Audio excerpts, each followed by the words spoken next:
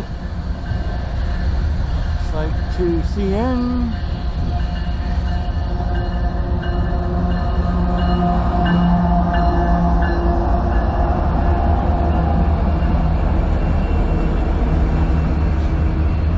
Yeah, we were there for 9 hours and no CN. And all we got was one Lake State Railway. It was the worst. Yeah, we won't be going back there more than likely. No trains. You hear lots of stories about good trains going through there, but well, even the rail guy showed up there and we were talking to him and he said there's no trains go through there anymore. Very few. So, bummer. Drove all the way there.